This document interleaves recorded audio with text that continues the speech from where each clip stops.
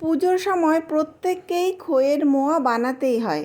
তবে এই খইয়ের মোয়া বানাতে গিয়ে বিভিন্ন রকম সমস্যায় পড়ে থাকি। তবে এই সমস্ত সমস্যার সমাধান এই ভিডিওতেই রয়েছে।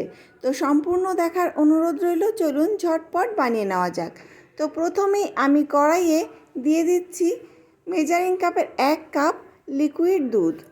আপনারা দুধের পরিবর্তে জলও ইউজ করতে পারেন। তো প্রথমে আমি একটু নেড়ে নেব যাতে দুধটা কড়াইয়ের সাথে লেগে না যায়।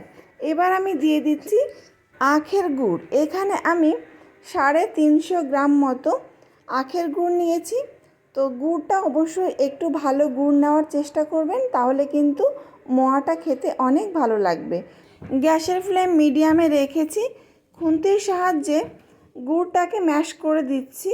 তো ওয়েট করতে হবে যত সময় না গুড় ভালোভাবে দুধের সাথে মিশে যাচ্ছে। তো দেখুন গ্যাসের ফ্লেম আমি মিডিয়ামে রেখে বেশ ভালো করে গুড়টাকে জ্বালিয়ে নেব।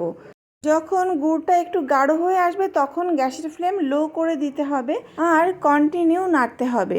আর মাঝে মধ্যে এভাবে খুন্তি দিয়ে উঁচু করে দেখতে হবে। যখন সুতোর মতো খুন্তি থেকে উঠতে শুরু করবে তখন বুঝতে হবে যে গুড় সম্পূর্ণ জাল হয়ে গেছে আর গুড়ের কালারটাও কিন্তু চেঞ্জ হয়ে যাবে। এবার দেখুন খই নিয়ে নিয়েছি আর খইয়ের মধ্যে গুড় ঢেলে দিচ্ছি। তো এখানে একজনের হেল্প প্রয়োজন হবে, একজনকে কন্টিনিউ গুড়টা ঢালতে হবে আর একজনকে খইটাকে বেশ ভালোভাবে নেড়ে চেড়ে গুড়ের সাথে মিশিয়ে নিতে হবে।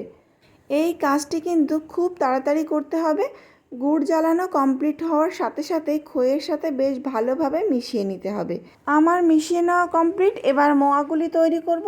তবে হালকা ঠান্ডা হলেই মোয়া তৈরি করতে হবে। বেশি ওয়েট করলে কিন্তু মোয়া তৈরি করা যাবে না।